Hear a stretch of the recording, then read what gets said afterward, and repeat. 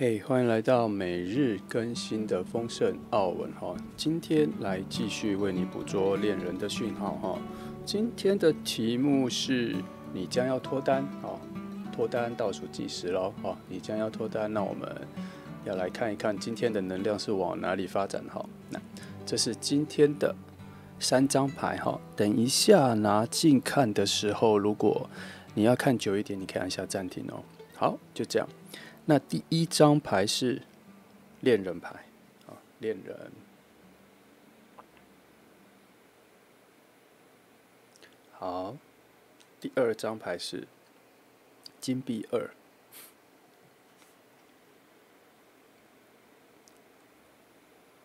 好，第三张牌是金币4者。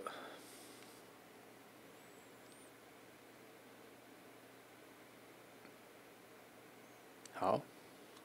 那就这样哈。虽然他这边写说是别的名字啦，但是我们还是用最传统的塔罗牌的名称来跟大家说明哈，没关系，其实没有差太多哈。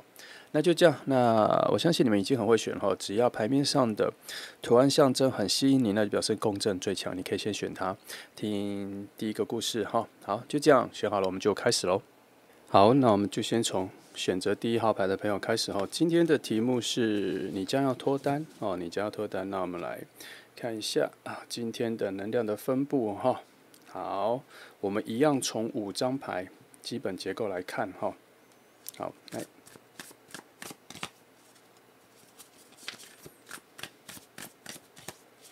来哈。好，看一下哈，第1张，第2，好，第3，第4，第5。好，来，先从第1张来看哈，看一下圣杯6。还不错啦，一开始我觉得从圣杯6来说的话，我觉得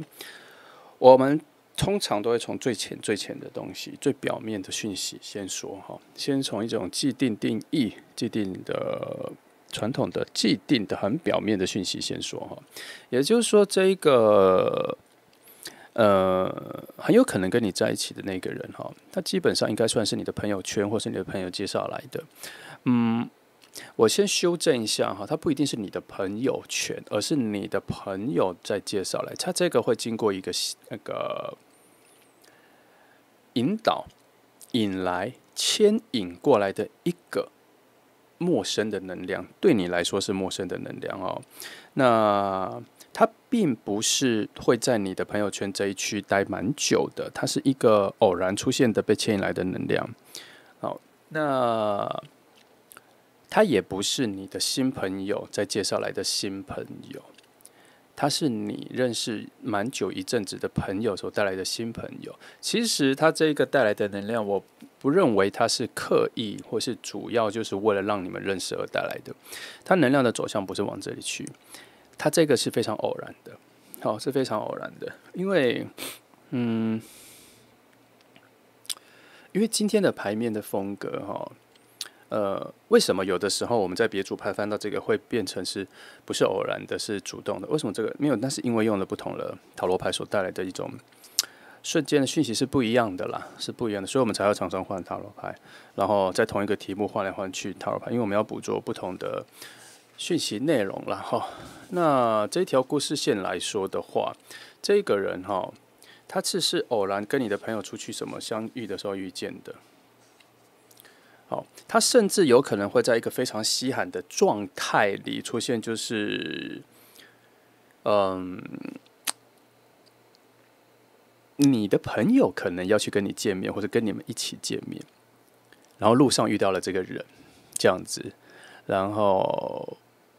他有可能就顺便邀请他一起去，可能里面也有一些他本来认识的人。然后只是这个人很久没出现了，然后再去，然后对你来说是一个很全新的陌生人，那对其他人有些人来说不是。那还有一个状况是，可能你的朋友在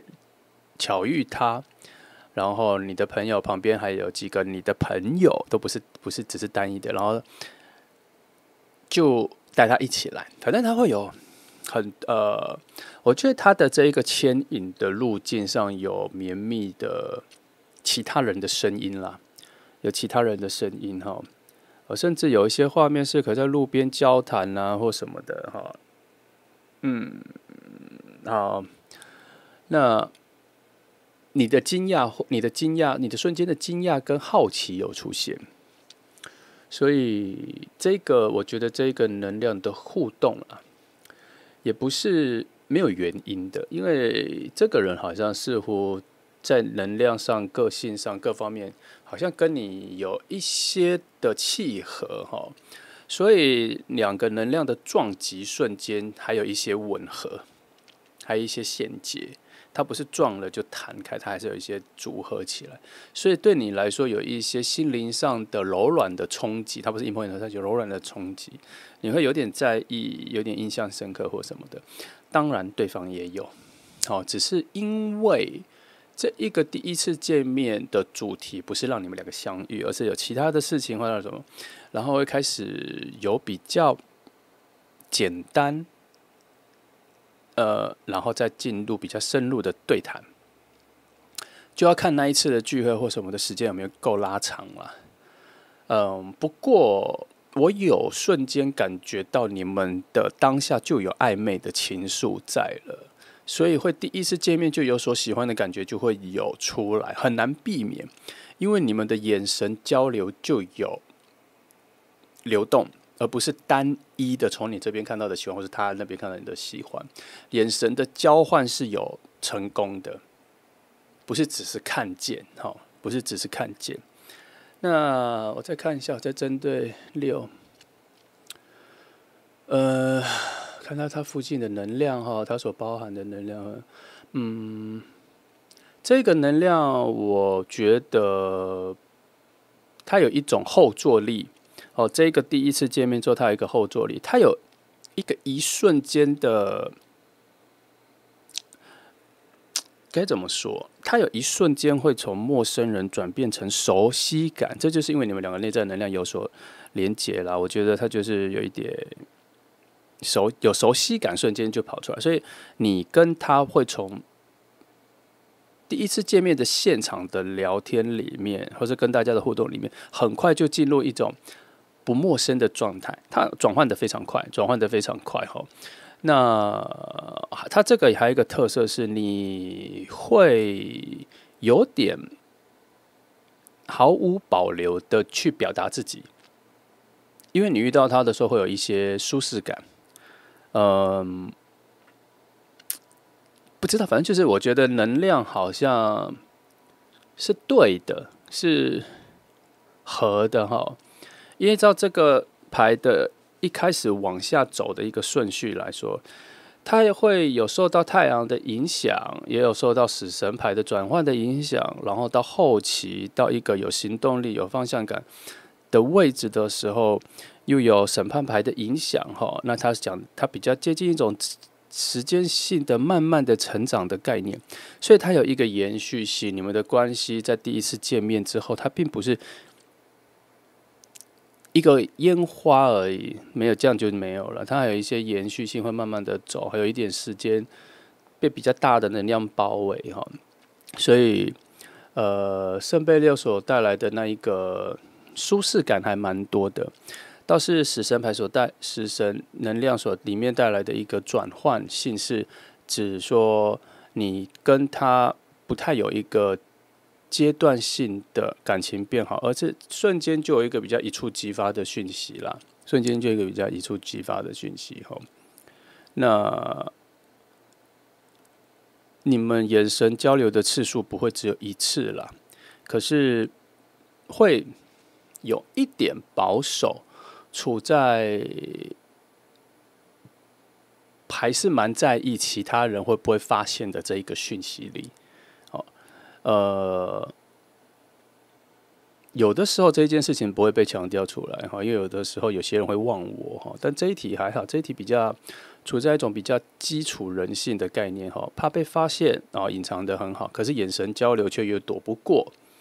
那以整个节奏来说，我觉得有一点点偏向于越来越好哦，有好的趋势，因为比较好的东西、比较好的能量都在比较后面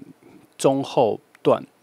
所谓的中后段是你们确定交往前，就是这个认识的阶段的中后段，他会开始有一些比较明确的感觉，然后会想要交往。那可是我们回到这个第一次见面的状态里的话，其实就已经蛮强烈的了，蛮强，有一些翻转。哦，对这个人有一些翻转，他对你有一些翻转，然后有两股能量是会立刻改观的能量。这个怎么说？就是对这一个陌生人有立刻改观，他不会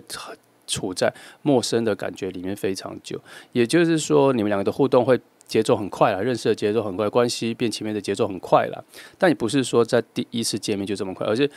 这个触发点的能量很强哈，它有蛮强的火能量。它有一个爆发型的火能量有在里面出来哈，好，我看一下哈，它这个爆发型的火能量并不是在你的脚下爆发的啦，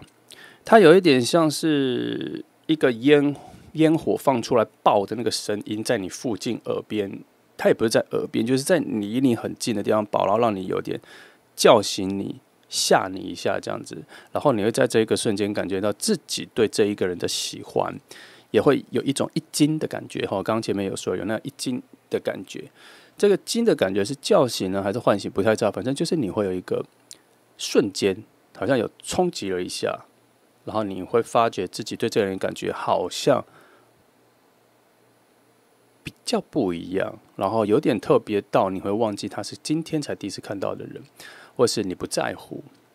哦，那这个能量对方这里也是啦，我觉得这个同步性还蛮强的。我不是觉得有一个阻碍，我觉得这同步性，是还蛮强的哈。那我看一下有没有什么介意的，好，因为圣杯六所牵引的其他能量，也有圣杯骑士所带来的一个主动性嘛。好。总之，你们第一次见面的时候，那个浪漫值哈，跟一触即发的那个第一眼的感觉就蛮好的啦，这个情况都还蛮好的哈。来，我们再往下看，好，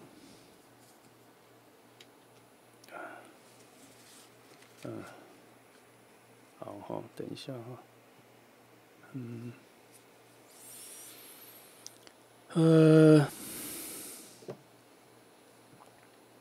世界哈，这么快就到世界牌了。我找一下世界牌的时候，再到没错啦。其实它第一讯号就是说，你们在第一次见面的时候，对于你们两个的关系要进到下一阶，往后发展就已经不是错过了，也不会错过，而是进入了一个新的门里面了。基本上，它会在这个巧合巧遇里。有很高的比例是你的朋友巧遇把他带来到，他是在一个不预期的人选中所出现的人选。所谓的不预期人，就是说你的世界本来应该要在这个时机见到的人选里面，它不是哦，它是偶然出现一个外来的被牵引来的一个偶发的人选哦。那当你们一见面，他出现在你眼前的时候，或是你出现在他眼前的时候，你们两个的世界跟关系的新的一道门就打开了。因为有些人的第一次见面或什么就没有任何连结，即使当下也玩得很开心，也聊得很开心，可是就没有下一次，或是下一次就是几年后，或是好几季之后，就是没有连接。但你们的见面是有连接的。那，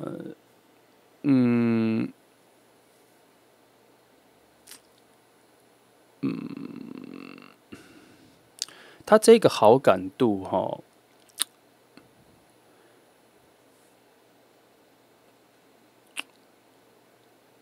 的方向感就是你们在这一个相遇的空间里面，两个人同时跨出了一个步伐，进入了你们自己的一个美丽的花园里，而且只有你们进入，在场的其他人没有那感觉，所以这个默契感我刚刚一开始是不是说这里比较像是两个能量撞击，可是却立刻有契合衔接起来，这就是你们两个的那一个瞬间啦。那世界牌也支持了这个角度，而且它还定义了你们两个第一次见面和你们初期关系的一个结构。什么结构？就是默默的进入两人世界。那这个两人世界的构筑能量，就是你们两个的各种基本的性格啊、内在的元素结构啊、谈吐各方面都是吻合的。这个吻合的方式比较像是你玩积木都能够卡榫在一起，很适合的就卡榫在一起。那卡榫的接触空间里都还有一些小小的缝隙，能够放进入一些舒适的氧气。这个形容的意思就是说，你们两个相处起来的时候是共同舒适一个全新的空气，而且是适合你们的，而且无压的，很放松的，很自在的。所以我刚说，你们前面就会有一个毫无保留的展现自己，这也是因为你遇到他的时候会有一种非常坦然的自在感。有别于有的时候会遇到喜欢的人的时候，绑手绑脚的很难施展自己，也不知道为什么这一个遇到的人就很愿意施展自己，好像有某种自信是来自于对方的眼神看着你，你会觉得你什么他都会喜欢的，有一种瞬间有这一丝的讯号，所以让你感觉放松很坦然，对方也是，所以你们才会有初期就非常有契合的感觉。那这个契合的感觉主要还是很强的水能量包起来了，至少有了。我觉得这里的水能量包的还蛮，虽然说是圣杯6所做一个开端的水能量，可是它引导的其他水能量我都觉得还蛮强的，而且是比较大值的大能量的水能量包起来，所以所有相处里面的融洽度都跟土啊风能量没有关系，主要都是水能量的这种柔软的，所以才会有一种直觉上你就会觉得很坦然很舒适，无论是有意识或是无意识的角度，那个舒坦的感觉都很快都很直觉性啦，很直觉性在当。然后更重要的是因为圣杯6其他部分延伸的牌我是觉得它的延续性还不错，它没有，虽然我还没有看到什么火能量的一些动能或什么，可是因为有足够的水能量，所以我觉得它很像你看那种就是外面有卖一种那种水的装饰品，它会水会一直源源不断的流嘛，它那个水是一直这样轮转的，大概就是这种水能量在其中轮转，所以也有丰沛的能量这样。好，这个部分我形容的够多了，因为我一直觉得因为我一直在看有没有什么小小的缺陷说如果硬要说有一些缺陷的话，倒是有一些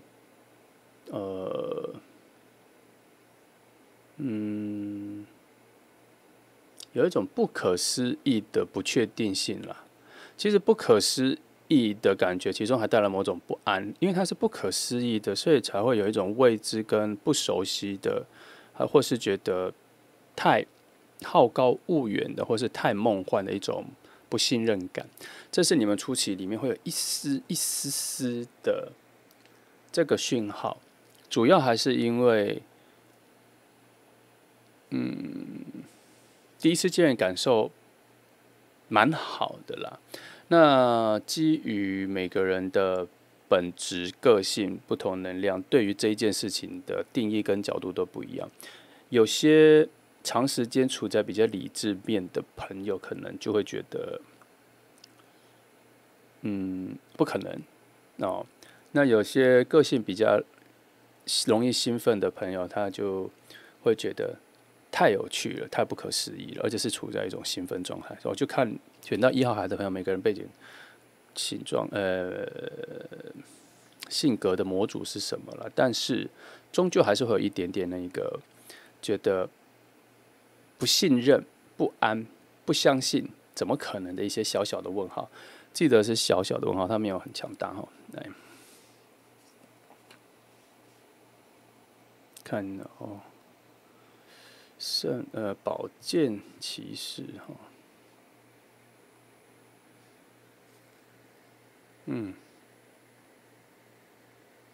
好，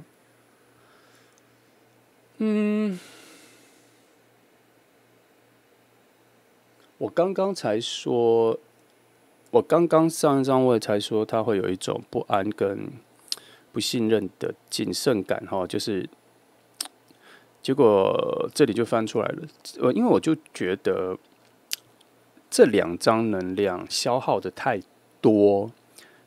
好，那它后面又有一些延续性，必然会有一些理智能量出现去控制控管。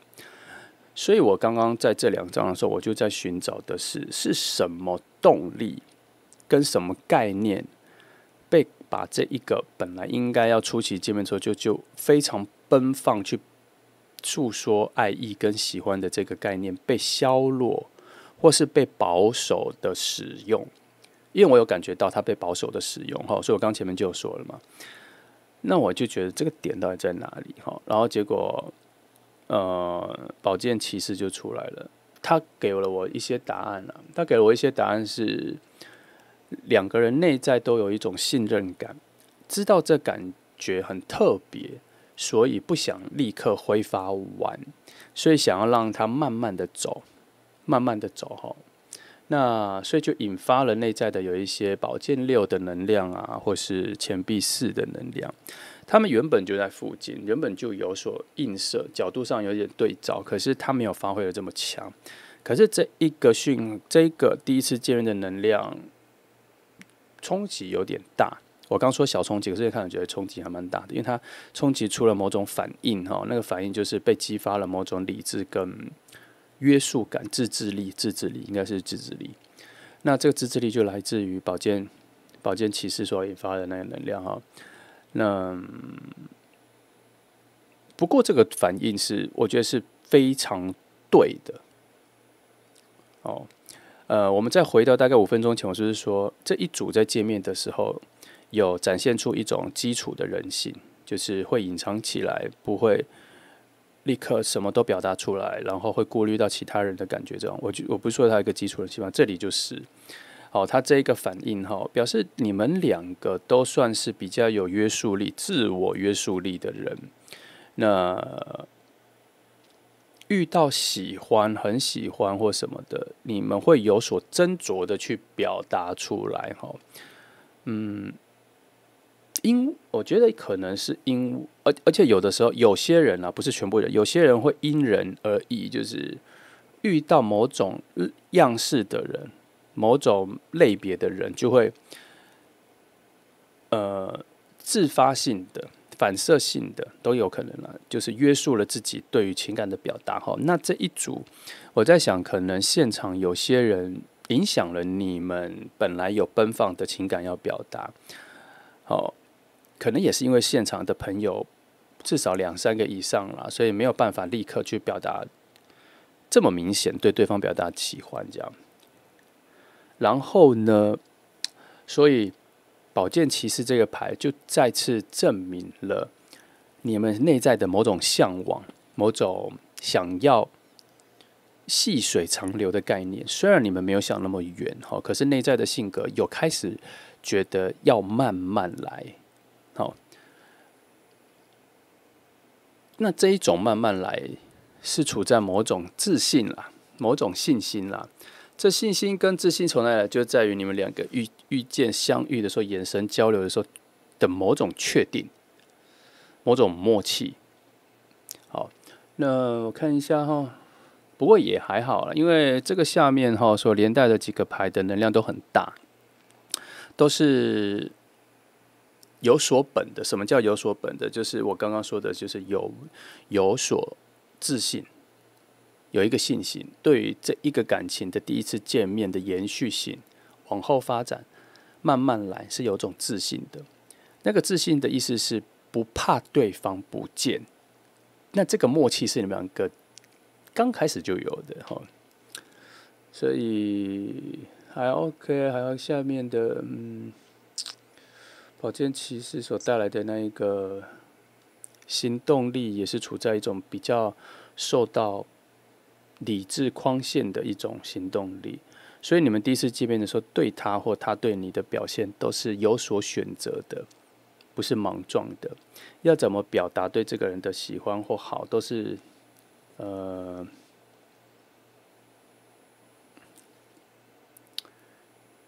有想一下的，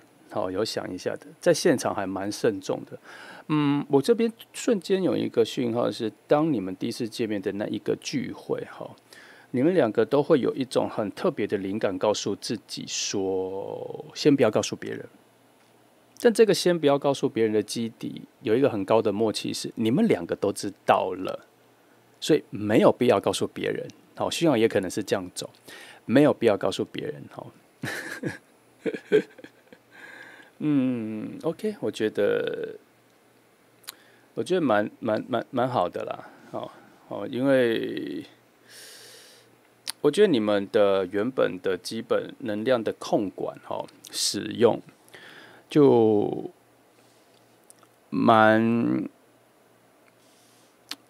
顺着自己的直觉，而且那个直觉的使用，而且效果都还蛮好的。这个白话一点讲，就是说，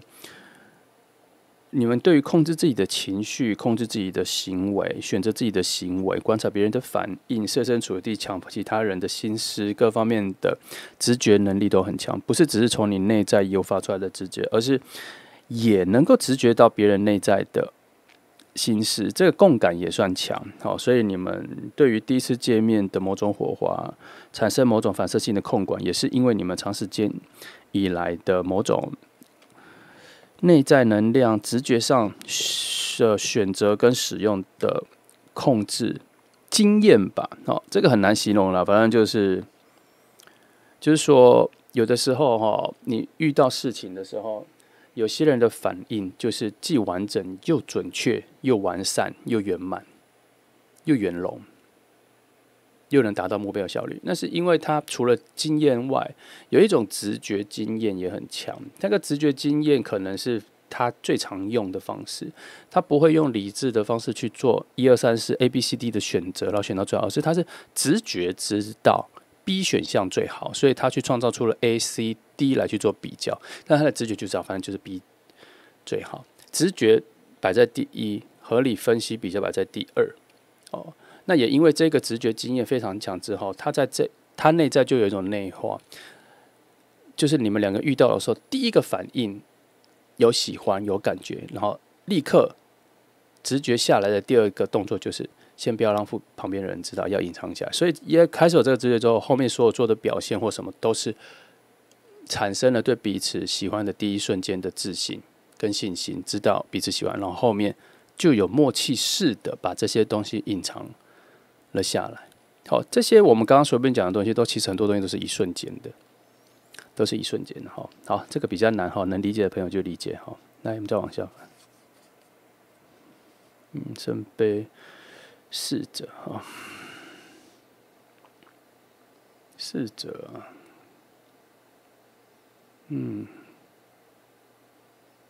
这组牌的水能量偏多。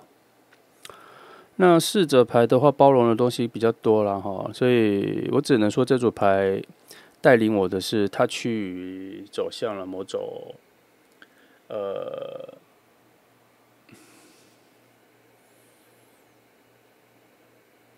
就是说他一开始就是你们呢，不能讲他们，因为我已经跳脱出另外一个角度了。我忘了你在听，我开始讲他们，对不对？就你们啦，你们刚刚说有一种慢慢来，不要让别人发现的最基底的能量的方向感，那个主题就是平衡跟完整，而且是要很 pure 的，很简单的。遇到对方的时候，心情是复杂的，可是相处起来想要走平淡、简单的路径。你们两个有一种内在默契，是可能经历过蛮多复杂的感情跟选择，和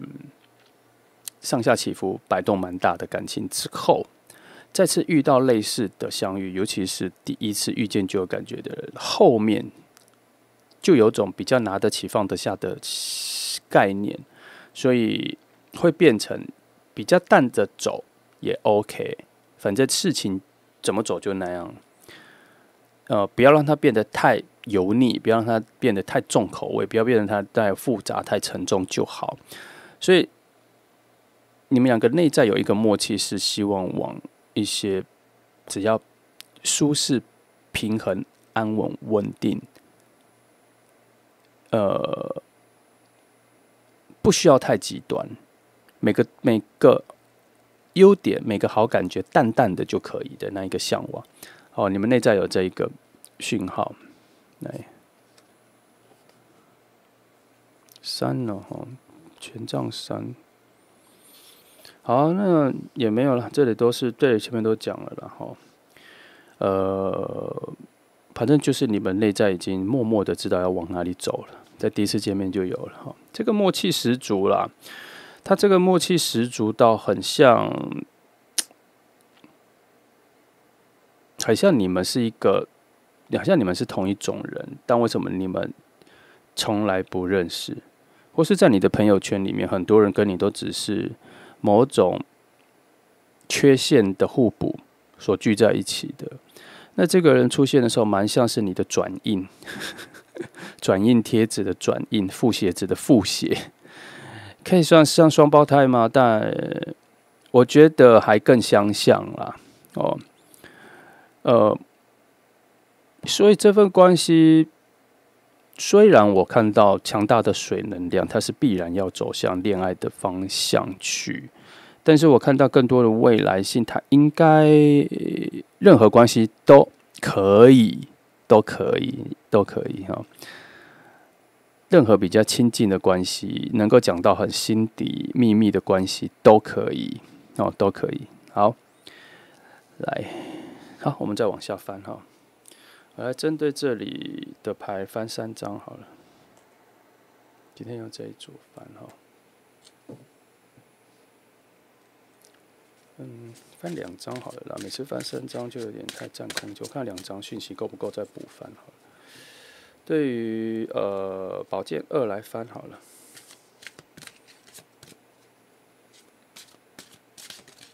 哦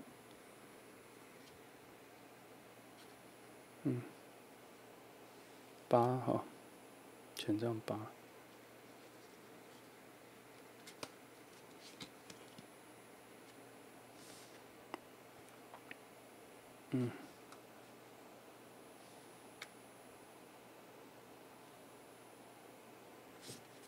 等等哈，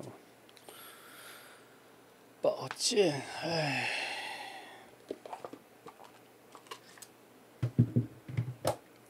权杖8的话，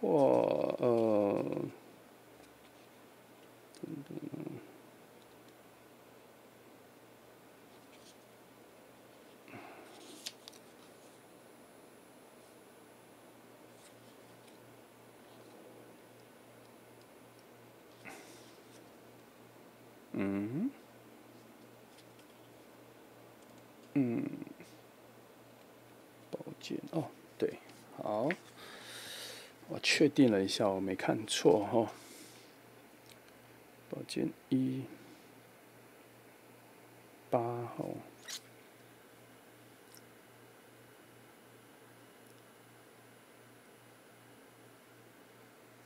好，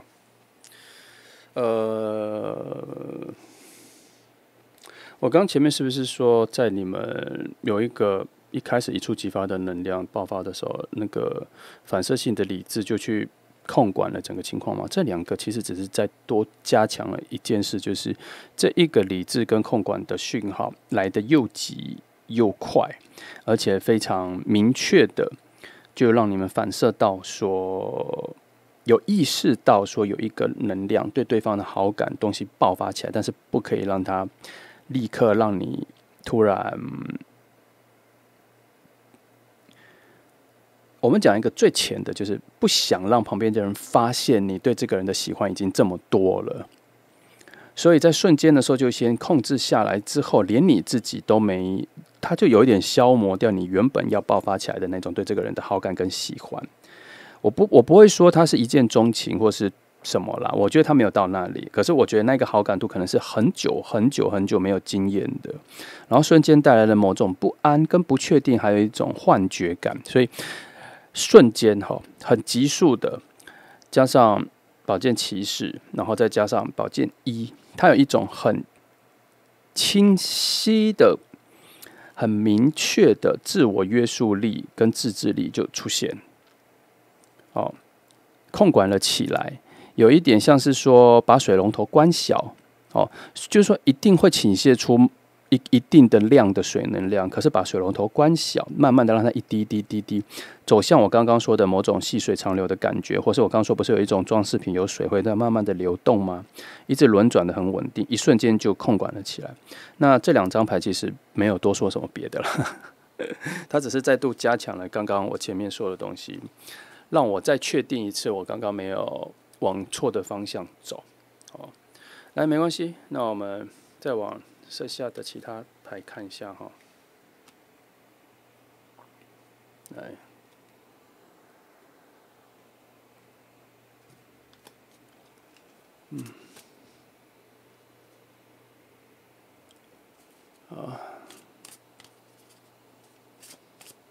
先3张哈。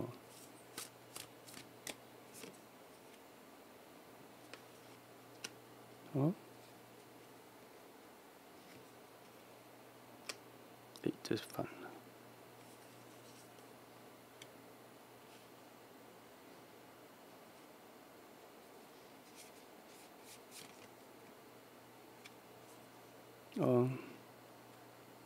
我倒觉得这个很特别。我第一次看到这张牌，它是金币5可是它却画这个，跟我的想法有点差异啦，落差，所以我都会很谨，每次这张牌出来的时候，我就会很谨慎的对待。先讲它的位置，说你们在某一个我没有发现的位置，其实应该要是距离很远的，但是我觉得这个我一开始就破解了，我一开始就说，你们2个是没有在同一个朋友圈跟圈子里会相遇的人，它是一个非常偶然的状况，遇见牵引进入，让你们2个遇到的，所以它这一个所谓的距离、遥望、陌生、贫瘠的连结，本来是存在的，是有存在的。以理智上，它是有点在告诉我说，不要忽视这一件事。可是从我刚看牌来说，我觉得这一个遥远没有连结的可能性是在你们相遇之前，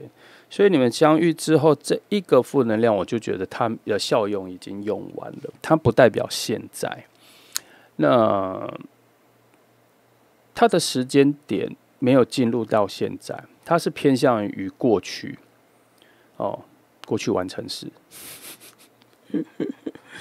那就这样，我反而没担心它的出现哈。然后看一下其他圣杯7圣杯7、圣杯8的能量的话，在理智上，我先说一个结论，我觉得这3张牌带来的担忧，都在这3张牌已经破解掉了我刚刚说过，你们有一种偏理性的直觉，偏有组织性的直觉，在第一次在你们最初遇见看到的时候就已经使用了，所以他这里所担忧的某种眼前的这个人可能是个幻觉，然后内在会有一种举棋不定，是否要表达出自己的喜欢的这一个讯号，犹豫不决的讯号，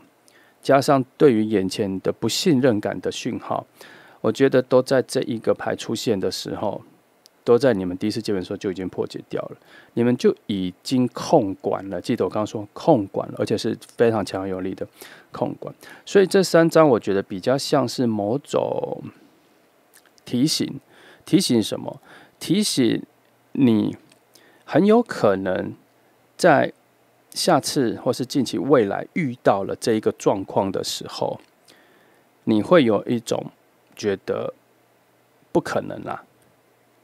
不可能是这个人啦，不可能发生啦，甚至会怀疑自己对这个人的好感只是某种寂寞所换来的，某种对于想要停止单身的某种渴望所带来的幻觉。你在第一次会有这种，可是我们刚刚前面讲很多没有啊，它就是有种默契的连接。哦，你们遇到的时候，就内在会有一种理智上的控管不想表达出来，其实这个就是真的对对方很有感觉了，才会产生的表现了。那这些提醒，为什么他后来还要在一个非常理智的位置提3张牌做提醒？是因为它比较接近人性的第一反应，或是有的时候有2种状况：第一就是单身太久，有点忘记恋爱的初期的瞬间的感觉是什么；第二，还有可能之前有过比较重的受伤，或是对于感情的失望，所以这个前面出现的时候，会把很多很接近的爱情先以幻觉跟不可能发生定义下来，没有那个追求感。所以这3张在提醒着什么？提醒着是记得新的感情还是新的感情，新的感觉新的感觉，还是需要你去奔放的感受，才会知道其中的真谛是什么。大概讯号是这个。来，我再往另外3张看。哇，这组讲好久哦，因为这组完全没看时间，就一直讲哈。来，再看最后3张就好了。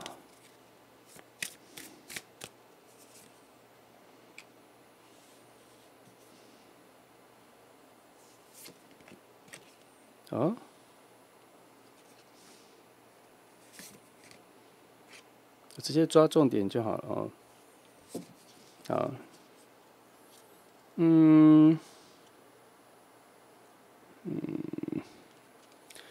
还好啦，我觉得他讲的是你们会很轻巧的就进入某种关系上的稳定哈，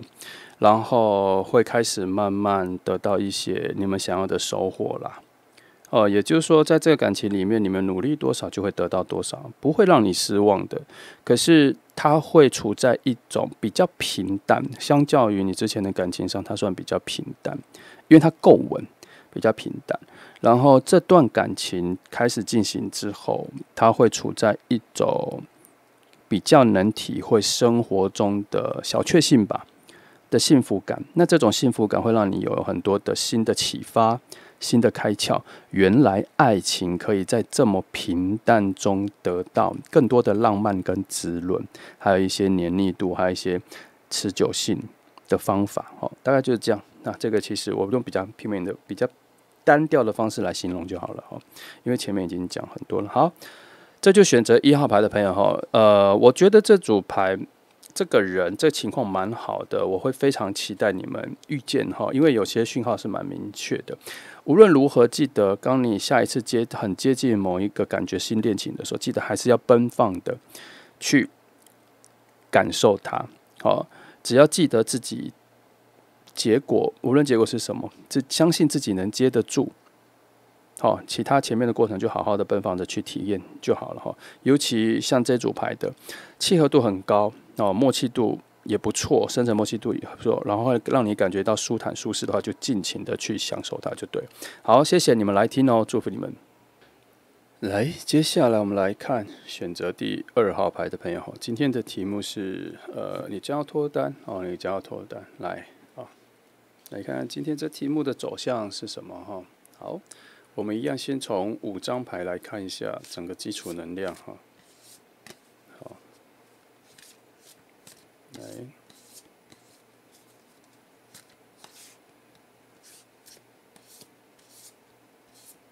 好，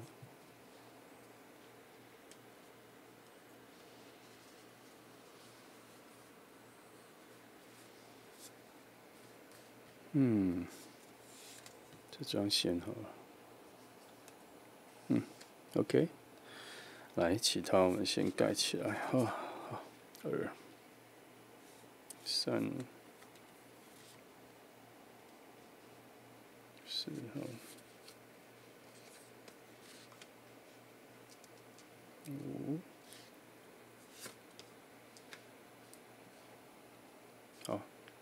先讲。看一下。通常一开始出大牌的话，我就觉得对我来说，虽然能量强，但也有所局限所谓的局限，是因为它的通常出比较大的号码牌的时候，我觉得它能量是往内缩的，表示它被巩固了。我从这里我会得到比较抽象的讯号是，你们两个的相遇应该现在你们就已经在蛮近的世界里。好，我是先直接引用世界，但是真正的具体的意思是说，你们已经在比较接近的时间轴上，比较接近的生活状态上，比较接近的圈子里。所谓的圈子里，可能是我觉得它比较像的圈子，比较像是一种物理空间上的范围里。也没有大到城市这么大，但是好像连基本生活、一般生活没有任何社交生活状态的时候，都有可能会遇到的人。只是因为世界牌做起点，我觉得这个相遇没有即刻认识的可能。我一直觉得这一个你们两个的独自能量相遇的连结讯号非常弱，甚至到没有，所以你们会一直处在某种陌生人的状态在附近出现。那这一个接近的，在同一个世界、同一个空间、同一个生活讯息附近的这一个答案、这一个理解、这一个认知，必须要在你们认识之后的谈话谈天之后才会比较才会聊到原来住得这么近可是从来却没有遇到。这个近也没到多近啦，它已经比较像是大概3-4个公车站这样啦。好吧，那算同一个城市可是你知道我的意思是说，终究还是有一些商店，有一些位置需要去比较远才能够购买嘛，才能够前往嘛。那它就会造成你们两个人的空间上的行动线上绵密的交织，所以你们是有高几率在生活中遇见的，可是就是没有连接到。那它这个讯号也不是说因为你们两个不是彼此外在或是本来所期待的那个样子，就是不是你的菜，也不是这讯号就是太容易忽视彼此在彼此生活中出现。在我这边看来，就是很近，但没有桥梁，我再想一下还有什么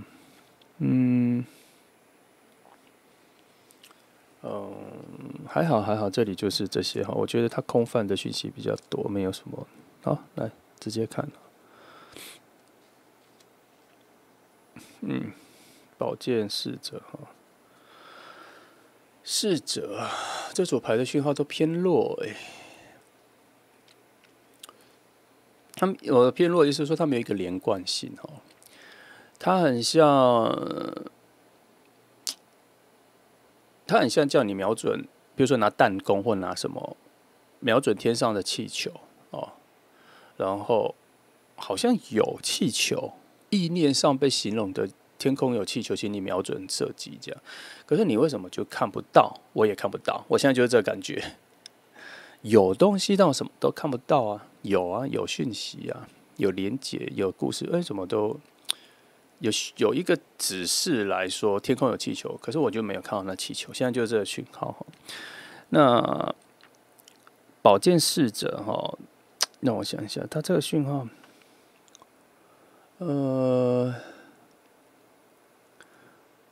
因为它跟世界牌有点雷同的点是，他们包含的能量太多了，四方能量都有啦。所以就变成说，现在只能说你们两个人一直在共享，或是共享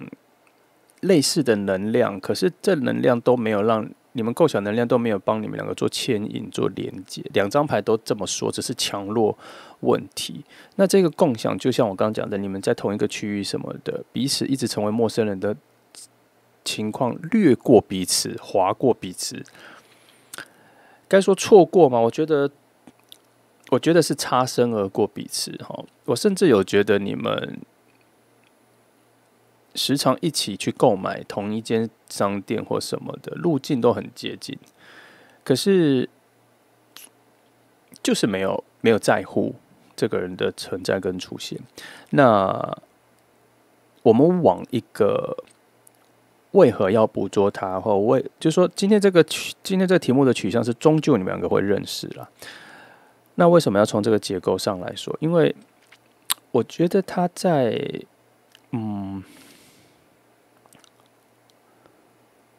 我觉得他在定义的不是你们相遇之前的状况，而是比较定义在你们相遇之后、认识之后的一种密集接触状况，跟生活的距离很近的状况。他已经先做了一个预测了，先做一个形容。因为我们先设想哈，当你们两个相遇、认识了之后，你们会发现你们的生活很近，见面很容易，很容易安排。时间上也很契合，所以他这边我觉得他比较接近在未来的生活感的一个定义。他先帮你确定你们未来生活上是没有什么问题的，节奏上啊、默契上啊、频率上是没有什么问题的。我想他的方向应该是这个。所以如果我要去抓你们相遇前或是相遇的状况的话，他这一组的定义不是往那里走，所以让我觉得好像是很空泛的哈。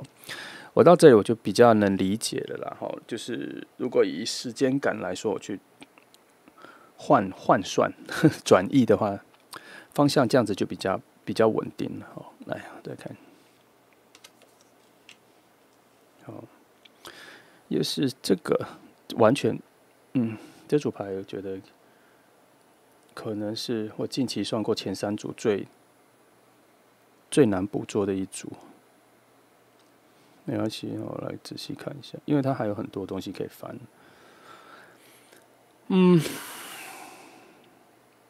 一哈，又是一，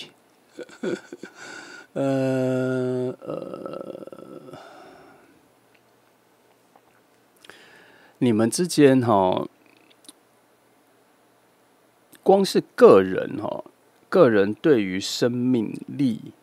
的向往，跟你对于你现在的生活的一种动力的能量都偏弱。我觉得将就现在的状况的能量很强，主要是因为将就的能量，或是现在这样就好了的能量很强，才会让你们觉得有火就好了，而不是想要变成是一个很大喷发或有影响力有什么的。即使有，但是退回小小的火焰的速度很快，内在也没有想要照亮什么。也没想要照亮自己的生活，也没想要去影响。没有，现在的我不是说你们一直都这样哦，我觉得是现在近期的能量都这样。我终于明白为什么你们两个在那个生活里面，即使相遇错过也没有感觉，是因为两个人的能量都处在只能照亮自己一点点而已的状态。我脑袋一直出现蜡烛，我脑袋一直出现停电的时候，只有一根蜡烛的亮度而已。这就是你们内心的一种能量的概念。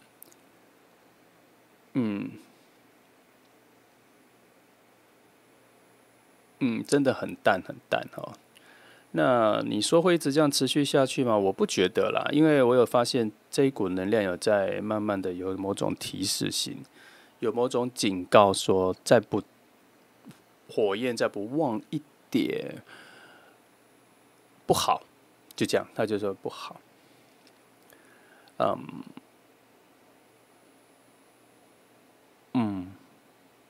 现状只有这样而已。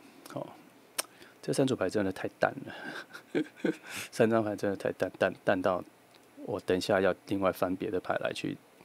吸引出它的讯号。所以我们先翻这里，我直接给自己一个解答。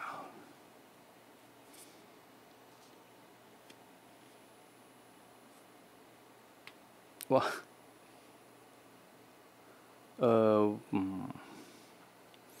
好，我直接讲牌面讲的哈，我就不先设身处地讲你们两个的状况，直接讲牌面给的讯号。牌面说，虽然你们很近，也许你们是在同一个世界，也许因为这张牌出现了某种也许讯号，但你们终究是远的，心很远，距离很远，甚至磁场走在相反的方向里。那尤其你们内在的能量是往内缩的，比较在意自己的，那也就一点点的火能量。动能就一点点，所以你们认为现在自己的一点点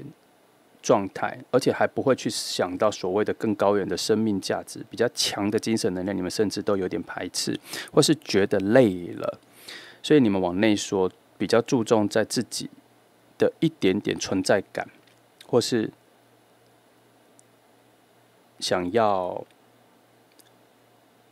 完全松弛下来，可是又不是舒坦的松弛下来，比较像是就内在自己有存在就 OK 了，你懂我这个感觉吗？我有存在就可以了的状态。也因为两个人都在这个能量哈，所以其实附近有比较强的，比如说世界牌能量啊，其实钱币五能量也蛮强的哦，它那种推开能量是蛮强的哦。那即使旁边有这些强的能量哈，那可是，因为你们的存在所刮起的风，所谓刮起的风是对周围的人的影响很虚弱，那它也吹不熄你内在的仅有的火能量，所以才会让你们一直处在某种小能量的状态，仅此而已的能量就 OK 的一种将就能量，在近期都是这样子。当然啦，我也有。等这个我也有这个我要翻，等我一下啊，等等，因为我觉得有要翻一下牌的必要哈。我来用别的牌来去感染一下这个牌的讯息。其实这一组塔罗哈，它蛮萨满取向的哈，它比较黑暗一点的取向哈。当时拿到这个牌说，我是有点惊讶啦。所以我常常被这组牌往下拖着走，所以我才说我用一些比较有别的讯息方向比较不一样的牌来翻哈。这个我翻3张来，2张就2张。好，3哈，好，有一些比较好，又3，是。我刚看错性质是宝剑3啦。好，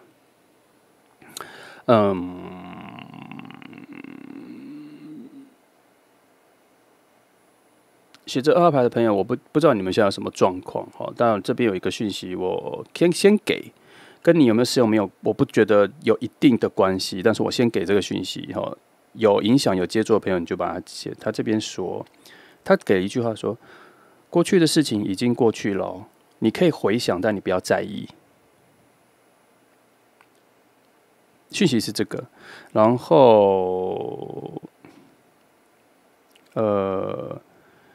情绪是流动的，它在往未来流动，你会有新的水能量、新的情绪、新的精神面、新的自己、新的感受、新的情感面向。过去的已经过去了，它只会在过去，所以它叫做过去的。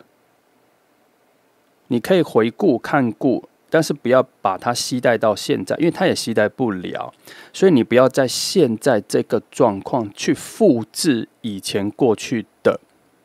东西，尤其那些每次回想都不快乐的事情，你不要在现在这个时间复制起来。你可以回想、回顾、怀念、缅怀，回头看一下。或是用一种警惕的方式告诉自己、告诫自己，说我不会重蹈覆辙。那不要把它在现在再复制起来。所谓的复制，比较像是说，你每次回想，又在现在再次加深一次印象，再让它深刻一次，不需要。他现在讲的是这一个处理要仔细一点哦。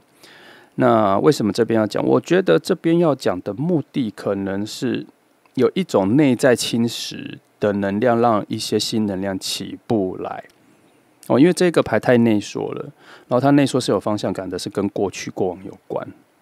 所以它让心智上、能量上难以振作起来。即使你想，可是消落得很快，所以要跟过去画出一条线，过去就是过去，未来是未来。好，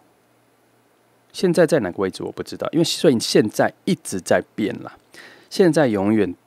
在我讲我说现在这两个字之后，它已经变过去了，你懂我的意思吗？所以我很少讲现在，就过去跟未来这样。所以他的意思是说，不要把它带来现在，因为你现在可能又在复制过去的不舒适，这样子哈。好，然后这张牌圣杯皇后提示你，你内在的水能量很强大，又好又美又强大。好，但被你锁起来了。它在，它被锁起来了，记得要去找别的事情让它奔放出来，譬如新的兴趣、新的活动、新的挑战，很多啦。打个比方，如果你从来不去运动，去试看看运动；如果你不知道怎么运动，去健身房找教练教你1个月看看，试看看，没有要一直持续下去，就试看看体验。这里有一种。你需要有一个全新的体验去释放你所在内心的情感。我常常说水能量，你就把它解释成情感，去释放一下，去体验一下，会有新的眼睛看世界。世界不会变，是你从什么角度重新看它，这样子。那我再翻一下这里。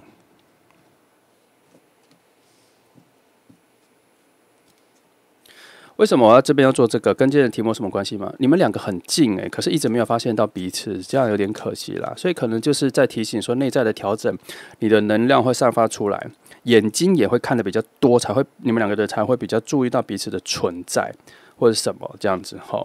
然后还有一个点。即使你们两个中间有共同朋友，可是你的朋友或是他的朋友都没有感受到你有想要认识人，或是对爱情有新的渴望的需求，没有那么强烈，没有那种立即性。有的时候别人去参加什么活动或什么，他们就不会邀约你了，他们会把你孤立在一种只跟你约，而不把你约在有比较多人的场合，是有差别的哦。来。再看一下这个，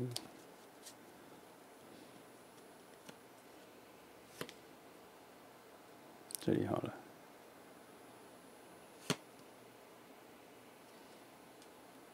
不行，这个盖到，往下放好了，sorry。好，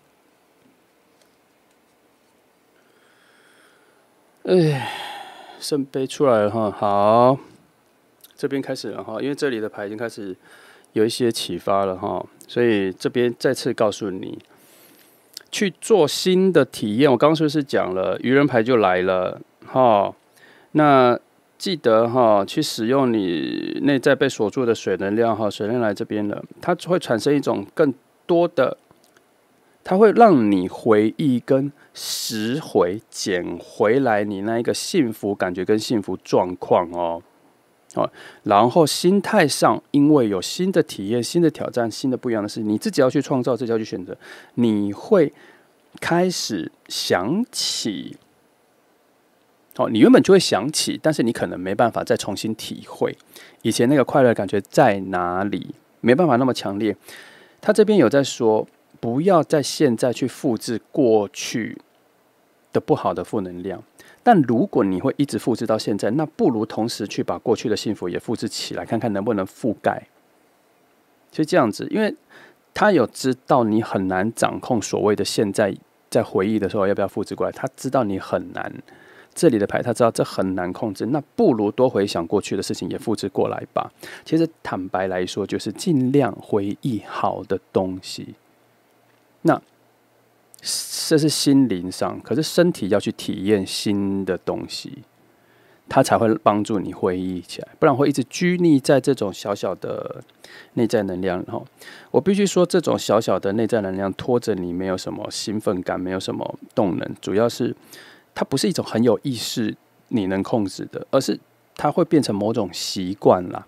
处在一种小能量的状态习惯了，所以它这里我刚刚就有看到了，我刚刚就跟你说了，要去找一些新的事情去奔放你内在被锁住的水能量，记得这边又再讲一次，好，两组牌都讲同一个方向，记得这个提醒，那这个提醒记得它的目的是让你变得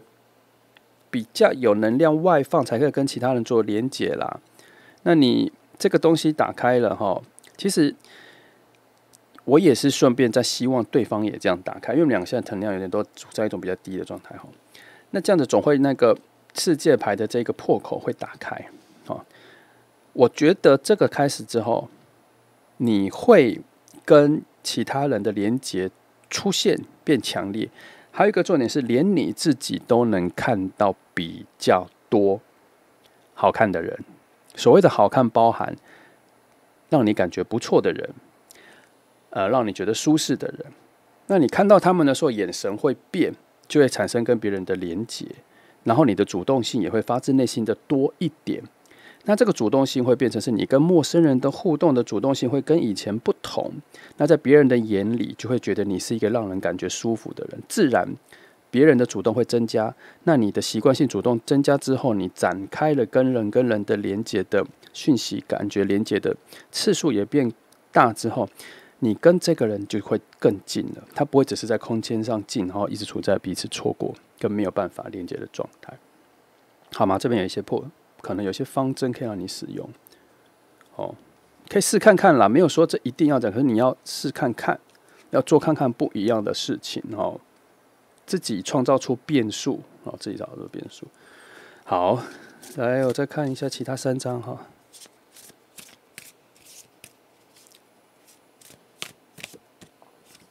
好，再看看有没有从我们这边开始有一些能量转换之后，看后面的牌有没有往别的角度去了哈。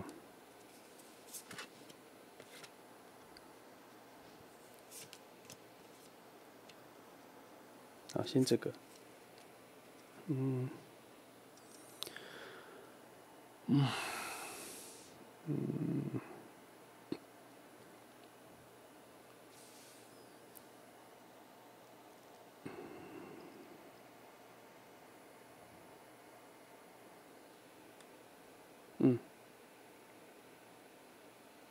等我一下哈。好，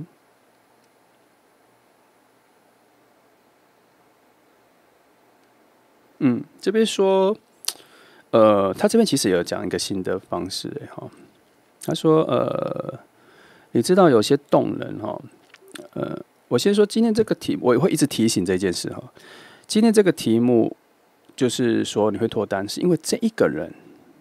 你会跟他连接到，你会认识他。可是2号牌的状况是他很近了，可是桥梁没有连起来，所以他这一题会有比较多的跟你说，你调整一下，那个你们的能量就会连接起来。他可能会有朋友的介绍，可能会有朋友的邀约，然后遇见他，你们可能有共同朋友或什么。他2号牌比较多的是前面要做一些调整哦。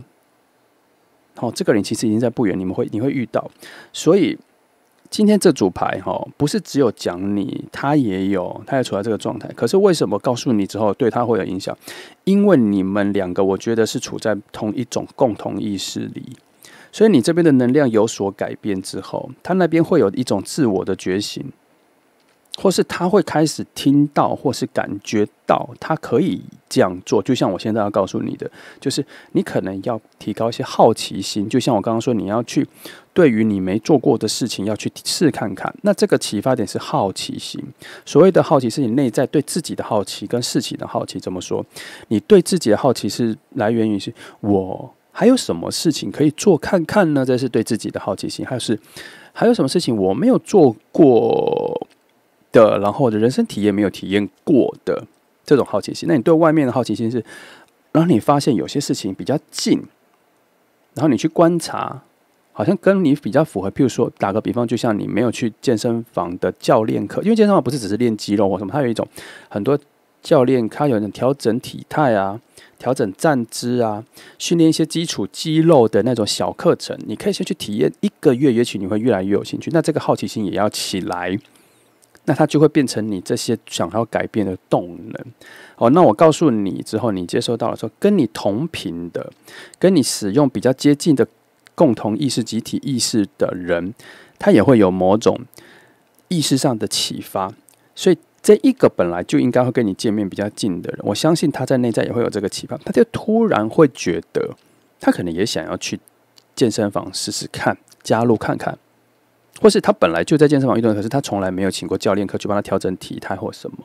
那当这种连结类似了、接近了，你们遇见、感觉到彼此的存在感的能量就会加强了。它是一个慢慢的往前的讯号哈。那这是这个牌说的，这个牌讲的。那这个牌也有说了某种新的能量，在这个好奇心后面等待着 ，stand by。你去领取，也有这个。那这个更加定义了一件事情是：当你有所动作了，往前动作了，后面会有蛮多除了爱情以外的收获等着你。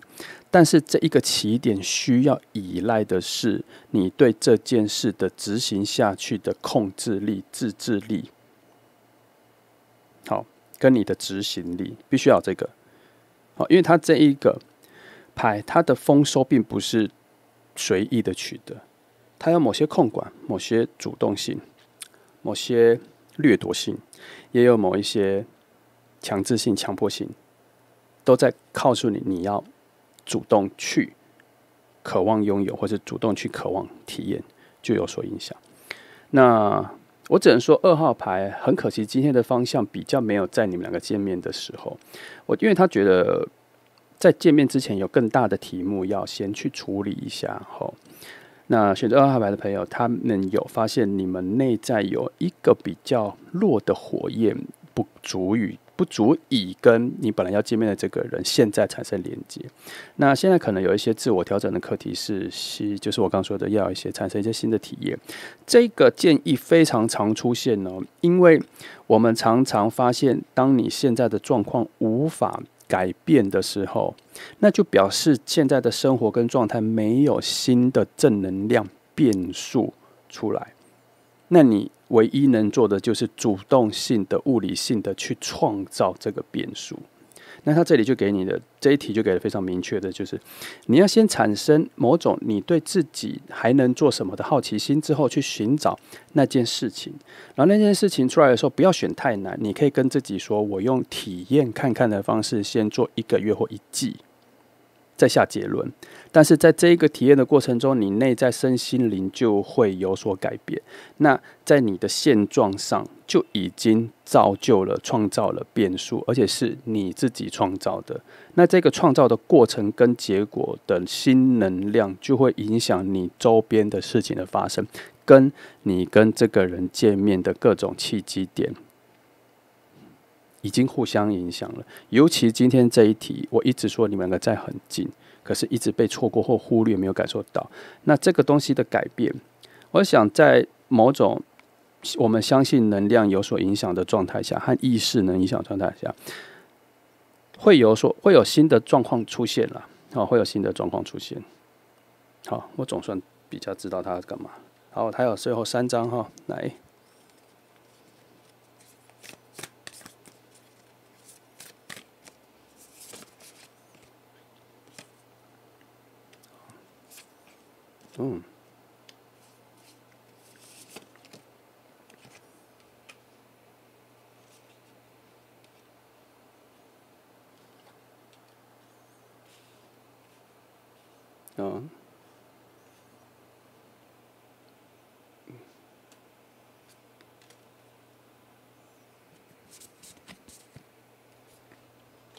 看一下这个，我比较简略的讲就好。钱币10哈，其实钱币10刚前面圣杯10的时候，我有同事讲了哈。好，我看行，好啦，那他这边又做了2个比较，我觉得比较偏向你要跟他相遇的提醒。他说，你的这个起心动念哈，要有一点点的对于遇见这一个人的向往，你可以这样做。好，星星牌有很多的向往，但这一题我觉得他立刻告诉我，应该是要从恋情那里，因为他发现内在的动能可能不强，那你可以利用它，就是说你现在所要提升自己，或是好奇心，或是体验一些新的东西，你都可以把它设定成为了跟接下来要遇见的这一个人更接近所要走的路径，所以我愿意去做，愿意去体验。你可以设定成这个向往 ，OK， 它是处在一种非常善良的、善意的、正能量的角度去告诉你说，你可以这样设定，完全没问题。它是个好的方向，然后它会让你获得新的能量、新的力量往前走，而且更好的方向是你会对自己有一个全新的认识，然后似乎力量来的会蛮强的力量牌，强到你除了对自己有一个新的认识之外，你还甚至有机会成为别人的导师，将这个经验分享出去，去鼓励其他人，懂吗？它其实有这个状态。那现在状况只是你要从一开始启动，试看看自己创造出这个变数，去影响能量。那确实星星牌在这里，你用它其实在说，这条路径本来就是设定在与它相遇前的前置作业。那你把它设定成是这个某种愿望都 OK， 只是他要告诉你的是说，你后面得到的收获不可能不会只有这一个啦，会有很多意外惊喜啦，不会这么单一，不会这么单调，跟不会这么愚蠢啦。我必须说不会这么，因为它内在的牌有一个反向，不会这么愚蠢啦，就只是为了爱情而做这些努力，你不会觉得这么愚蠢啦。好，来。那这就选择2号牌的朋友，虽然2号牌有点偏题，但是我想从身心灵的调整方面来说，这一组算是蛮好的牌，因为有给非常明确跟具体的方向指引。那我希望你去试看看，因为这一个我发现你跟他的意识连通度还蛮强，连接度还蛮强的，所以简单来说，就是你跟他有类似的共感啦，所以你这个方式，你内在的启发跟开窍，对他有影响。我觉得对于你们本来就很近的这个距离来说，会有更明确的连接会出现。好，这就是选择2号牌的朋友，谢谢你来听哦，祝福你。好，我们接下来看选择第3号牌的朋友，好，来，我们一样，先从5张牌来看，今天的题目是你将要脱单，你将要脱单，那好，来我们继续看。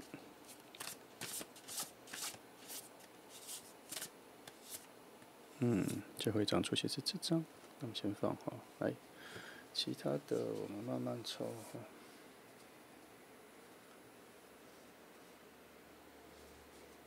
好，来2、3、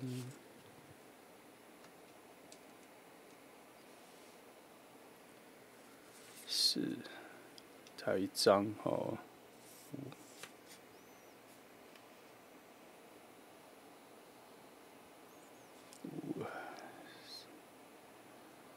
OK， 来，第1张，权杖侍者，我先从他最单纯的方式来说，我觉得他有一种非常原始的初始能量的状态。然后刚刚那个声音打乱了我的讯号，等一下。好，怎么说？就是你对他，或是他对你，是一个全新的、不认识的人，是一个非常全新的今天3组的牌都有这个讯号了因为有的时候这一题会从一些原本的朋友里面，然后关系变得比较有所进展变好可今天3组全部都是一个全然的陌生人，这一组最明确，他已经在讲了，这个全新的能量里面包含了一种全心全然的一种好奇心，跟一个原始的主动力。它的启动都是一种新的概念。也就是说，他这个心甚至是你有可能不太熟悉的那一种性格，外在也是很多。它这个全新的能量定义蛮高的，品质蛮高的。也就是说，这一段应该算是一个新的旅程了哈。那至于距离或什么，我想一下，这个，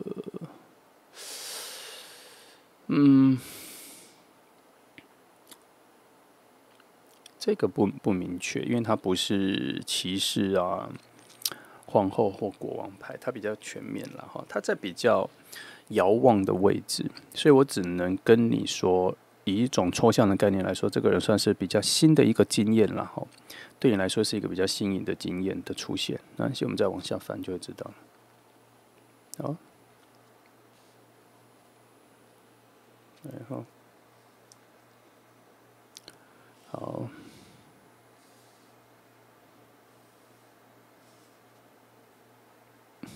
宝剑是6吧，9啦，这9啦。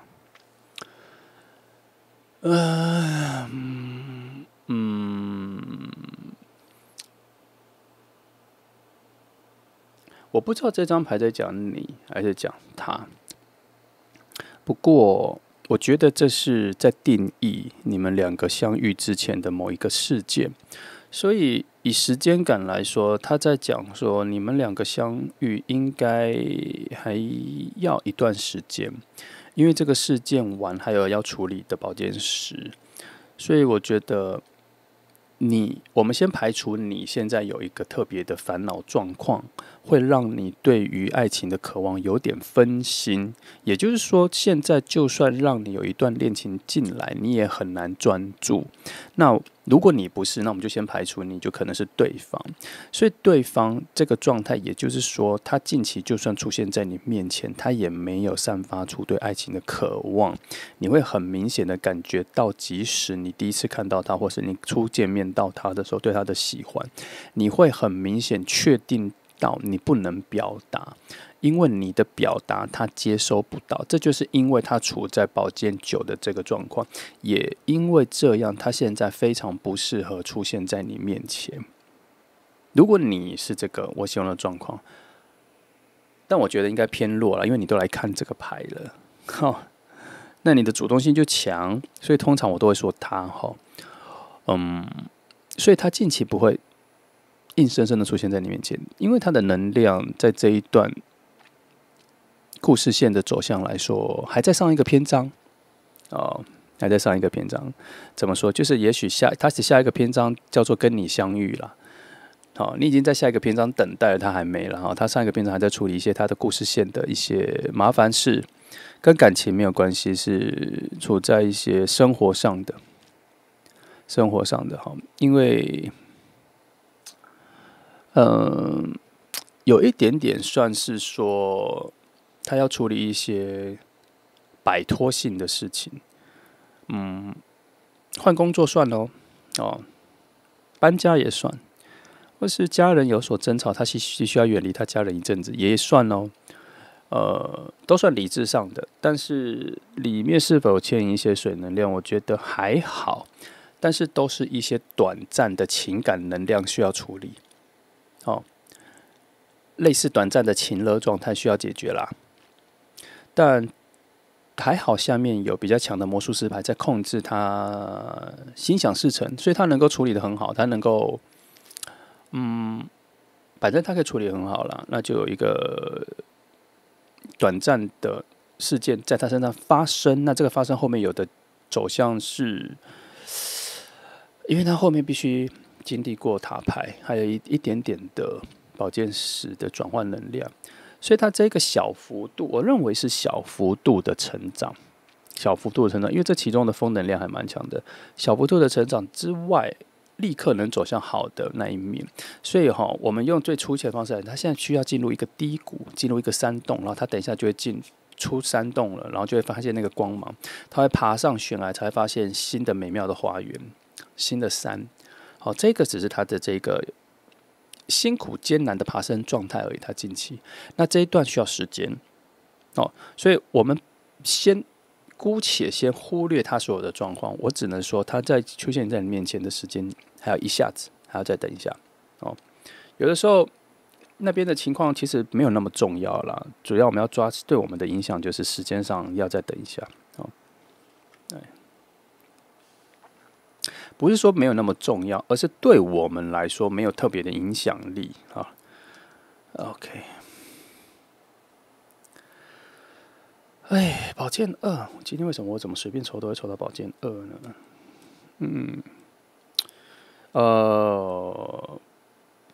它的能量除了还没准备好之外，现在还是算是偏离你的航道上，有点需要绕路一下啦，需要绕一下。为什么？因为他必须集中精神处理他现在的状况。那他这个集中精神的方式是他能量内缩的。哦，他现在处在一种蛮需要只靠自己去处理的一种专注能量，现在好像只有他能够处理这些事情，然后他的能量就没有对外有产生太大的连接，所以他会比较远离你、偏离你的方向，会有一段时间哈。因为这一个牌带的位置处在了某种对于遇见你的向往啦，可是因为它这个能量内缩反向了，所以这个向往就我觉得以现在看牌的时间点来说是被消除的，也就是说他现在对爱情的渴望的那个方向感是没有的。不过他这一件事情，这个现在这阶段处理事情解决完之后，他就会比较回头了，回头往这个方向走去了啦。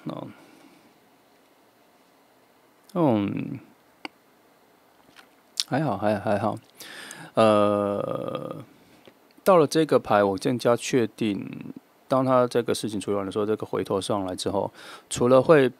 看到太阳，会遇到他的光明面，会遇到他想要的正能量之外，他连物质生活上都会调整到一个他所渴望的一个稳定性。你看了我刚刚说的，他在处理的很多事情，可能是跟他的家人、公司朋友、换工作，这些都是比较物质生活上的。我刚是说他在调整，对不对？所以他这个东西调整完之后，他这个宝剑9的能量用掉了，经历完了，调整完了，调整对了，他就会进入钱币2的稳定状况，而且只是初期就已经是钱币2了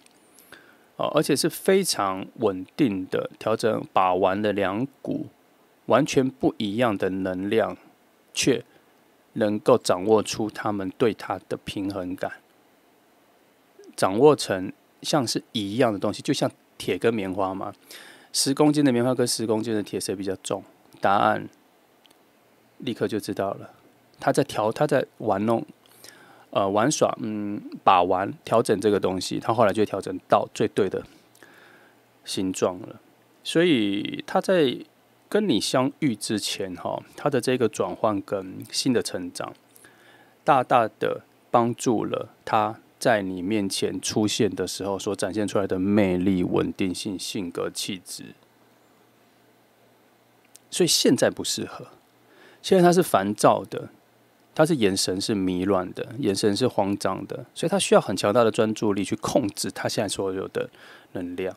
他很知道自己现在要稳住，连情绪都不能上来。只是我们捕捉到了这个部分，它还是有一个特别的重要性啦，就是将来你遇到这个人，为什么他好？为什么他比较稳定？并不是天生的，他是有经历过一些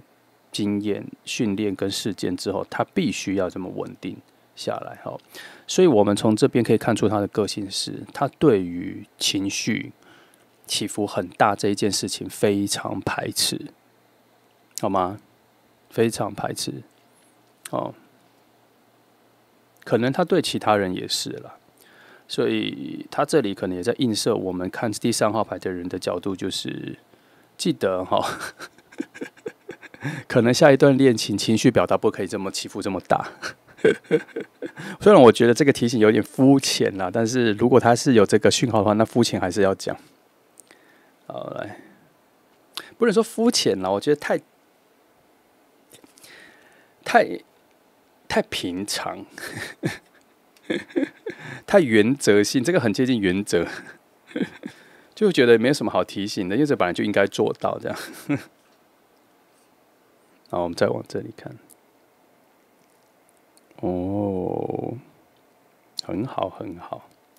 我刚刚是不是才说好了？我常常都这样了，我常常就是都会先不知道，先感觉到下一张牌的走向。我刚刚是不是才说他在提醒你，遇到下一段感情的时候，心情起伏最好不要很大。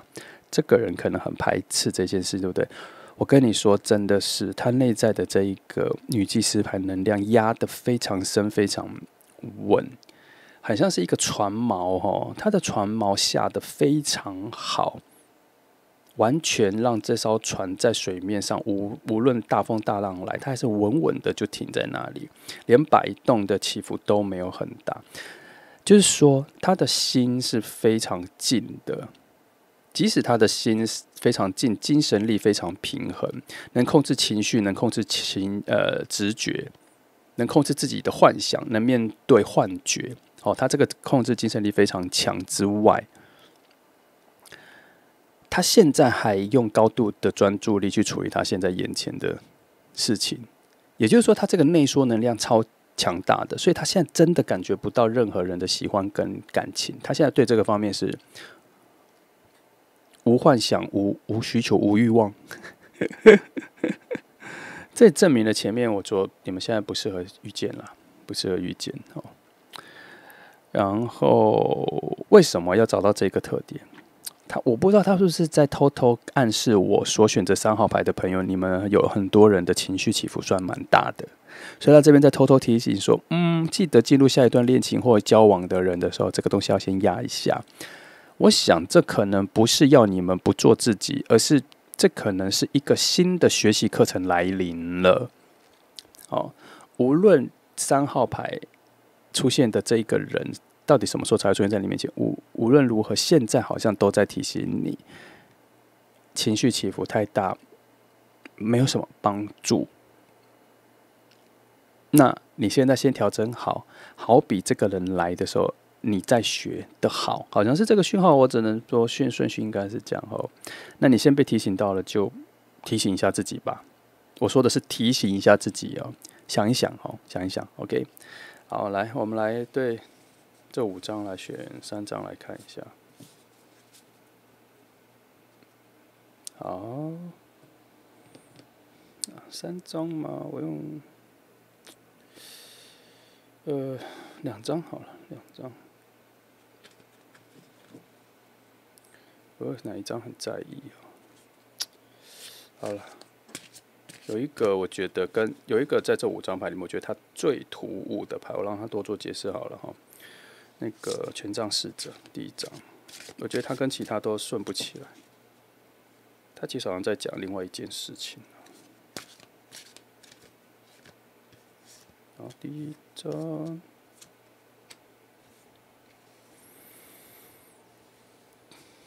金币骑士，再来，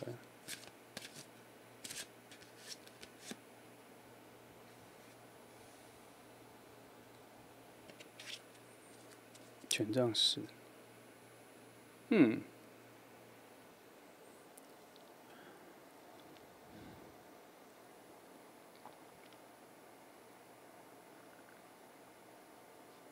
好，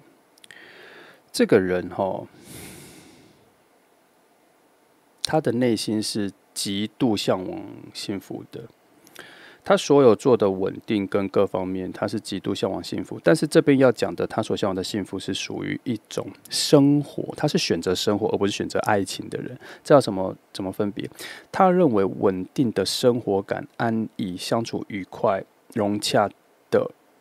爱情相处，这种生活感很重的，才适合他的爱情逻辑。他对于浪漫、精神这个方面，他的控制力非常强。刚刚已经说了，所以他知道他要向往的是生活感。你知道这个点他在讲什么吗？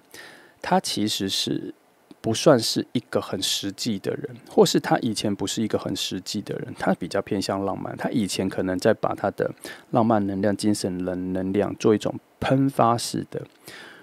奔放式的去使用。可是他后来发现有点不现实，所以呢，他内在的平衡能量、女祭司能量上来了，然后控制了非常多，以至于他现在有能力面对他现在要面对的这个事件嘛，哈。那从这件事情来映射出他内在的一些变化是，他更向往了生活的一种秩序、安定、生活感，已经影响了或改变他对于进入一个新的感情的模式。也就是说，他希望生活在一起很愉快。简单来说就是这样。这也难怪刚刚说所谓的情绪起伏不能很大，也是一个很重要的提醒，因为这非常冲突于他想要的那一种。那我们今天看到我们要跟你交往的人是这个状态的时候，3号牌的朋友，你应该要拿出这方面的优点去强化它，而不是说要你改变，而是这个人的出现似乎提醒了我们很多失衡状态。如果你被提醒了情绪很大需要调整，然后你就还是很激动的话，那就表示你真的很需要调整了。记得我们看牌，大部分的目标、终极目标都是要达到四方能量的平衡。你要有生命力，又要有理智的判断力，你要有稳定的生活感，然后你又要有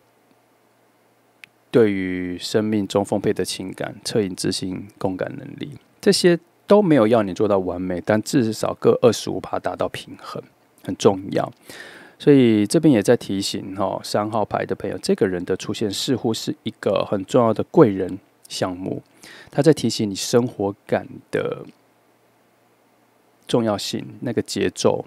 那个小确幸，那个细腻的小东西在生活里出现的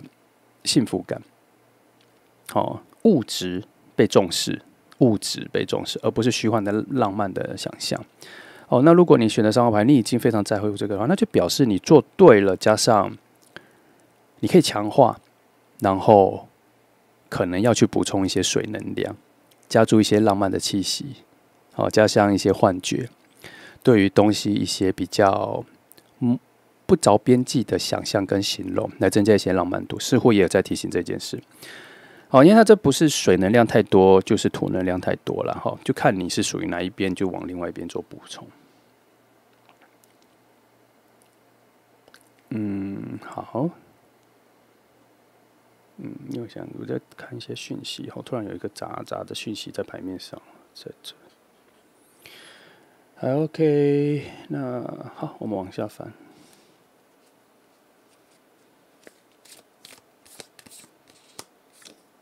3张。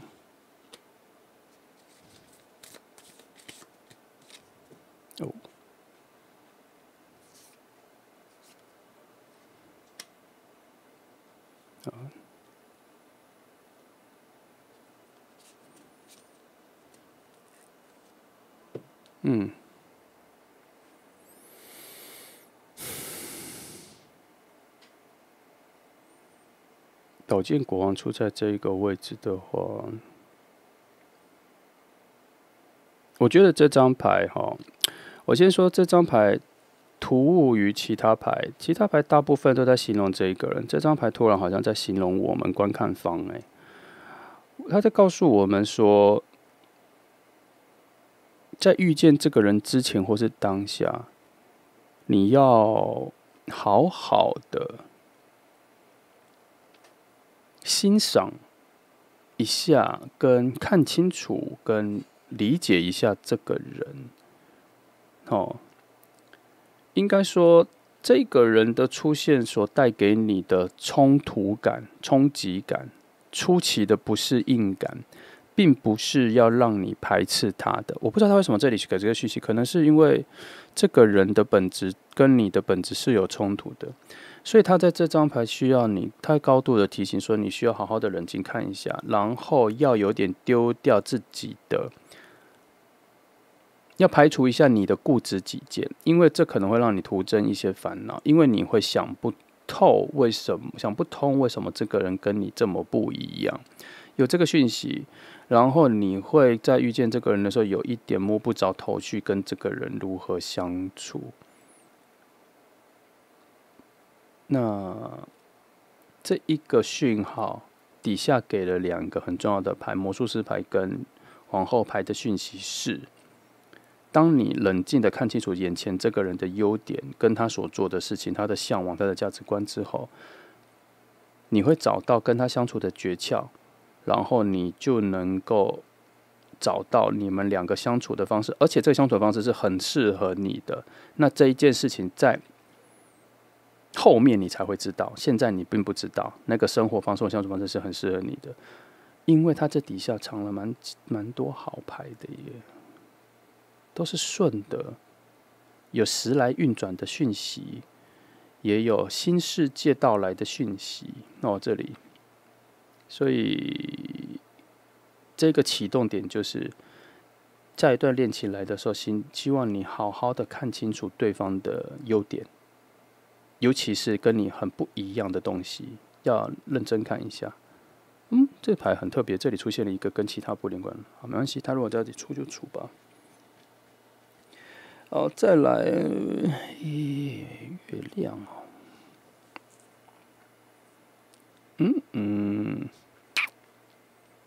好啦，他这里，我先讲这里他希望你理解一件事情。下一段关系的节奏比较慢，但是会相较于你之前的恋情来说，学习的东西会蛮多的，会有蛮多的自我实践跟提升的机会跟这个人。因为我必须说因为我刚从头到尾在看的时候，第3号牌的朋友对这一个要来的人的能量都大于我们呢。都大于我们，他的坚定，他的内在能量都大于我们，所以才会说这张牌才会说，请你理解下一次的恋爱这个来的时候，对方的能量比我们强很多之外，他还有很多的优点需要你冷静的观察，因为他可以带领我们。那我们不能被击败的是什么？我们内心也有一个非常确定的不安感，这个不安感的来源是因为对方的能量有一点在占领我们的认知，所以我们会有一个很高度的不安感，而且这个不安感不是抽象的，是非常明确的不安。那这个是初期要突破的，初期所以才说要用这张牌去好好的理解嘛。因为它是非常明确的，所以你要去明确的理解到说，这一个是一个非常好的契机，让我们看到其他人跟我们的不同在哪里，然后我们要学习认知到这世界有这么不同的人正在默默的影响我们的价值观，而且是正能量的，它不是一个负面的，它在影响我们走向我们不太熟悉的方向。好的方向，可是他是不熟悉的。好，这边来，我再往下看，还有3张。这组牌讲的，我以为会讲很久，但还好。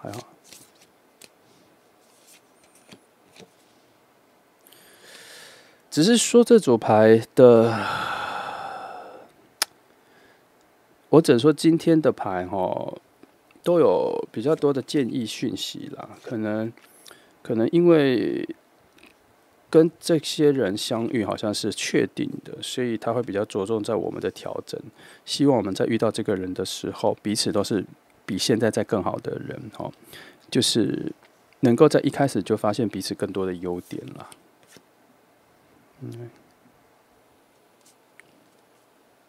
应该是这个走向，然后因为我觉得目前走向应该就这样。我看一下，今天的牌都蛮难的310、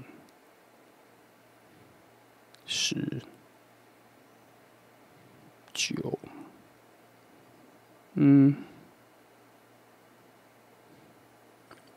一样这里所暗示的，这里也有出现，就是你对于自我的提升会在认识他之后一步一步往上，会有，因为他真的带来了某种你非常不熟悉的一个路径。简单来说，就是它会带来一种新的生活面向感觉，他的兴趣、他的喜好、他的生活的方式、他的生活的方法，他会很热情的、很善意的分享给你。那这些模组跟这些跟你可能有点不适应，跟你比较不适应，而且它会比较加重了所谓的生活上的平淡中所带来的幸福感，它会非常加重这一件事情。那你在慢慢的体会之中，你会发现你很适合，而且你也很喜欢，所以你在内在的各种判断里面，心情情绪上会平稳下来，然后会有很大的提升。可是这其中有一件事情，希望你放开心胸的去面对，就是你有很多以前你的认知跟你认为对的事情可能会被改变，所以你必须经历过一个放下跟丢掉的过程。这一个人，但为什么你会愿意？主要是因为你自我也认同这一个强大的能量，这一个人带来的这东西是你新颖的，而且你认同接受。只是他因为他是跟你原本的是不同的，所以你会有一个挣扎期、脱皮期。3，那你会还发现一件特别的事情是，你的朋友都还蛮喜欢他的。我不知道你在不在意你的朋友都喜不喜欢你要交往的人，我不知道。但是这里有说，你的朋友应该都还蛮喜欢他的，而且因为他对人都还不错，对你的朋友也蛮重，有点爱屋及乌的感觉啦。所以你会在一些情况上得到你朋友的认同，这个人的。我跟你说，这组牌有一个点很特别。他为什么一直在提醒？所以你要好好看清楚这个人，因为连你的朋友都可能知道这个人还不错点在哪里，可是你比较看不太到。你知道什么？因为你们的原本的内在能量、性格、观念、价值观是相似的，有冲突的。但是因为他的能量比较强，他的能量说服力比较强。所谓的能量说服力，就是说他的观念、价值观、他的生活方式，在你内心底下，你有向往过，或是你可能向往，可是你自己不知道。你比较喜欢你现在的安逸状况。你比较喜欢你现在的舒适感，可是这个人带来的，你很难在初期就判断出会更适合你，所以你有一个不适应感，会有一种排斥感。那这个好，所以才说希望你冷静下来，发现这些事情的美好其实是对你有帮助的，而且是你是需要的，也适合你。可是初期需要有一点点专注力跟理智去理解到这件事情。再加上我刚刚说了，他是不是有一件事情结束之后，它也有所提升，所以它这个意念跟能量会更强，会甚至比我们现在看到的再更强一点。我只能说，它是一个非常好，我觉得它是类似贵人牌在你的生命里出现的角色。它也有导师性质，好，就这样哈。3号牌比较像是我们去理解你将遇到的人是谁啦，只是说这组牌没有说他离你多远，也没有说你们怎么相遇，就这样。今天3组牌讲的点都不一样，有些牌是立刻发现他就在你附近，有些牌是有讲到怎么认识，刚今天第3号牌就没有，反而第3号牌比较多的是对这个人的形容比前2组牌更多，所以每一组牌得到的优点跟捕捉能量是不同的哈，所以才会希望你们偶尔或是随机性的看到你想选的牌就去看，因为他给的讯息并不会都是一致性的哈。好，就这样，这是选了3号牌的朋友，谢谢你来听哦，祝福你。